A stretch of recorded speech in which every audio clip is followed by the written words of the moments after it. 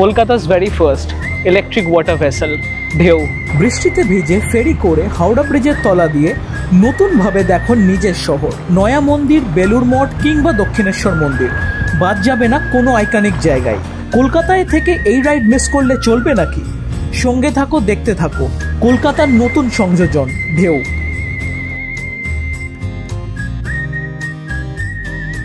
Hello and welcome to a new episode of খানা বদৌচ series. আমাদের এই মনসুন সিরিজে আজকে আপনাদেরকে নিয়ে যাব মিলেনিয়াম পার্কে। কিন্তু মিলেনিয়াম পার্কে কেন? কারণ মিলেনিয়াম পার্কে আমরা এক্সপিরিয়েন্স করতে যাচ্ছি ঢেউ। হ্যাঁ, ঠিকই শুনেছেন, পশ্চিমবঙ্গ সরকারের নবতম সংযোজন ঢেউ হচ্ছে একটা ইলেকট্রিক পাওয়ার্ড ওয়াটার ভেসেল, যেখানে কিনা জিরো কার্বন এমিশন থাকছে। তবে জানিয়ে রাখি, এটা কিন্তু কোনো ওয়াটার মেট্রো না, কারণ মেট্রো হচ্ছে ইজ ফর ডেলি কমিউট এবং তার জন্য ফেরি সার্ভিস অনেক দিন ধরেই আছে এবং যার ভাড়া পড়ে মাত্র 6 টাকা। সে আপনি মিলেনিয়াম পার্ক থেকে হাওড়া যান বা হাওড়া থেকে Millennium Park. This is a joy ride. এখানে একটা এসি সেকশন আছে, একটা নন এসি সেকশন আছে, আছে কমপ্লিমেন্টারি মিলস এবং সেটাকেই আমরা এক্সপিরিয়েন্স করতে ফার্স্ট হ্যান্ড আজকে যাচ্ছি। আমি জাস্ট ভাবছি যে গঙ্গার ওপরে হাওড়া ব্রিজের তলা দিয়ে যেখান থেকে বেলুর কিংবা দক্ষিণেশ্বর মন্দির দেখা যাবে এবং আমরা চলে যাব অলমোস্ট বালি ব্রিজ অবধি, সেই দৃশ্যটা কেমন হবে এই বৃষ্টিস্নাত ওয়েদারে। তাই আপনাদেরকে রিকোয়েস্ট করব যে ঝটপট চ্যানেলটাকে সাবস্ক্রাইব করে ফেলুন, কারণ প্রচণ্ড রকম ইন্টারেস্টিং একটা এপিসোড আসতে চলেছে।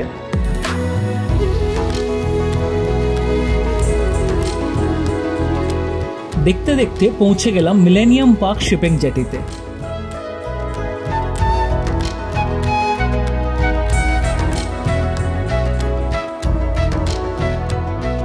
আমরা এখন আছি মিলেনিয়াম পার্কে।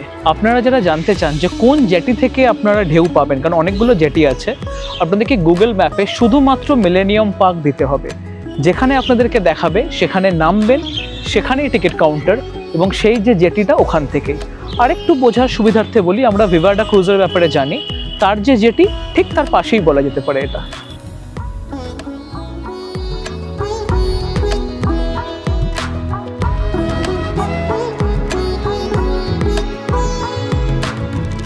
কাউন্টার থেকে সহজেই পেয়ে যাবেন টিকিট, যার নন এসির দাম পড়ছে আপনার 200 টাকা পার হেড, 300 টাকা পড়ছে এসির জন্যে।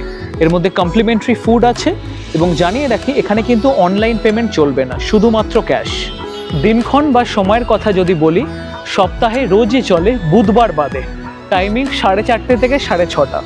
আপনাদেরকে রিকোয়েস্ট করবো মোটামুটি 4টে নাগাদ এসে টিকিটটা কেটে ফেলবেন, 4:15 থেকে এন্ট্রি শুরু হয়ে যাচ্ছে।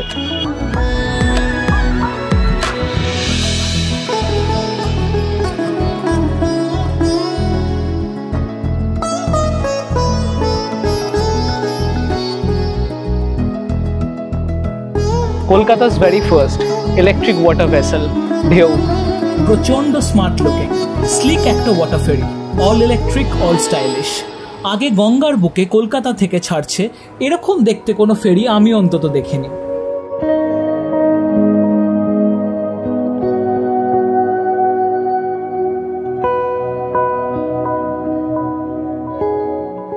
গেট দিয়ে ঢুকেই বাঁ দিকে হচ্ছে নন এসি সেকশন আর ডান দিকে এসি।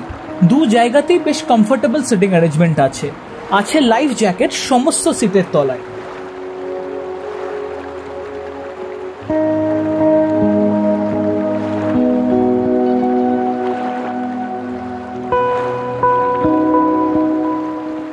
ফেরি ছাড়ার সাথে সাথেই ফুড প্যাকেটস এবং জল দেওয়া শুরু হয়ে গেল, আর আমি ফেরির ব্যাক সাইডে খোলা জায়গাটায় দাঁড়িয়ে গঙ্গার ঠান্ডা হাওয়া এবং নৈসর্গিক সব দৃশ্য উপভোগ করতে শুরু করলাম।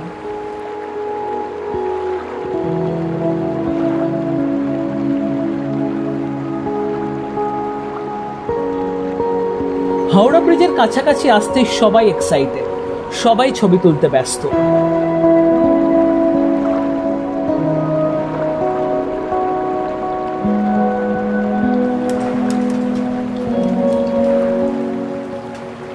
ব্রিজের ওপর দিয়ে তো আমরা অনেকবারই গেছি, কিন্তু তলা দিয়ে কবার গেছি আমরা? এ এক অন্যরকম অনুভূতি মশাই। আপনাদের হয়তো মনে পড়ে যাবে মর্গ্যানের সাথে বিদ্যাসাগর সেতুর তলা দিয়ে যখন আমরা গেছিলাম। হ্যাঁ, যে ভিডিওটা আপনাদের ভালোবাসায় ভাইরাল হয়েছিল, কিন্তু কোনো কারণে আপনি যদি সেটা মিস করে থাকেন তার লিঙ্কও আমরা ডেসক্রিপশনে দিয়ে রাখলাম।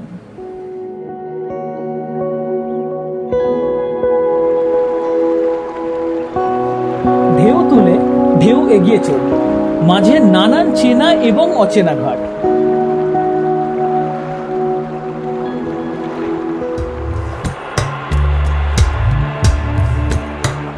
দেখতে দেখতে আমরা পৌঁছে গেলাম নয়া মন্দির। এখানকার ল্যান্ডমার্ক এই বিশাল আকৃতির শিবের মূর্তি। শুনেছি এটা 51 ফিট লম্বা, আবার কেউ কেউ বলে 66 ফিট। আপনাদের কি জানা আছে কোনটা সঠিক? জানা থাকলে ডেফিনেটলি আমাদের কমেন্ট বক্সে জানাবেন। আচ্ছা, এই ঘাটের নামটা আপনারা বলতে পারবেন? এটা কিন্তু ফটোগ্রাফারদের খুব প্রিয় একটা জায়গা। এবার আপনাদের দেখাই এই ফুড প্যাকেটে এক্স্যাক্টলি কি কি আছে। এখানে রয়েছে একটা ঝুড়ি ভাজার প্যাকেট, একটা স্লাইস কেক, একটা বিস্কিটের প্যাকেট, একটা ফ্রুট জুস আর একটা 500 ml ওয়াটার বটল। হাওড়া ব্রিজকে পেছনে ফেলে এগিয়ে চললাম। আমরা ফেরির ফ্রন্ট ডেকে চলে এলাম। এসি সেকশনের টিকিট কাটলে আপনি একটু অগ্রাধিকার পাবেন এখানে আসার।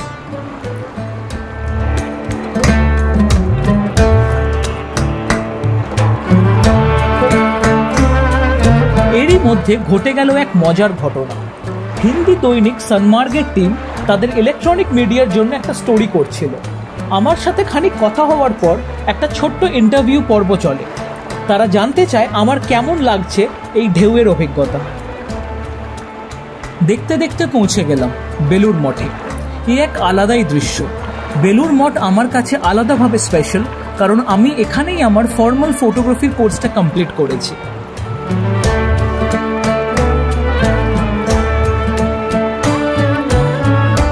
দেখতে দেখতে আমরা পৌঁছে যাই বেলুড়ের রাসবাড়িতে এবং এগিয়ে চললাম বালির দিকে।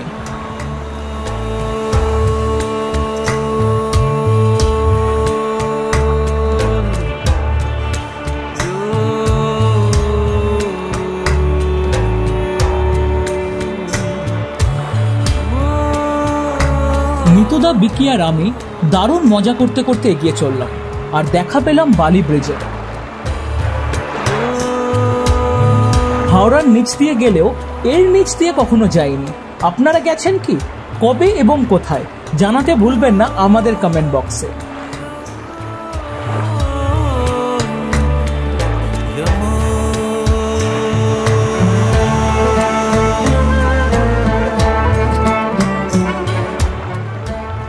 ব্রিজের নিচ দিয়ে খানিক এগিয়েই দেখতে পেলাম দক্ষিণেশ্বর মন্দির।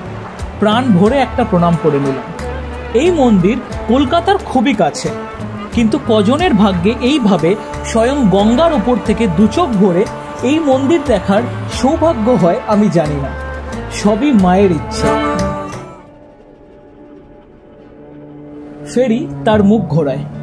এবার ফেরার পালা। আকাশটা দেখছেন? আমাদের মতো তারও যেন মনটা ভারী ভারী লাগছে এবার।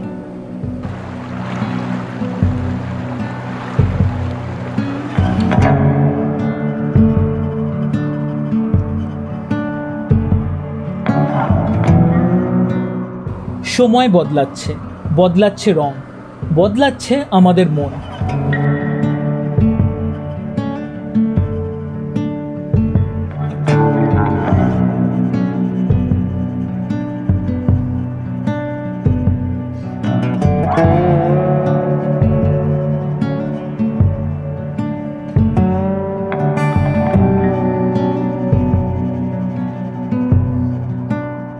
হাওড়া স্টেশনকে দূর থেকে দেখেই বুঝি ফেরিঘাটের খুব কাছাকাছি চলে এসেছি আমরা।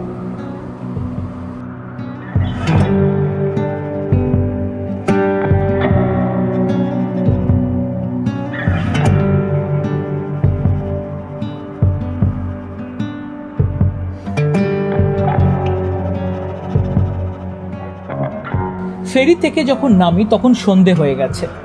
কাঁটায় কাঁটায় 6:30। তখন আরেক জেটিতে অ্যাকচুয়াল ওয়াটার মেট্রো ওয়েট করছে। মানুষজন তাদের কাছ থেকে বাড়ি ফিরছে। আমরাও বাড়ির উদ্দেশ্যে রওনা হলাম।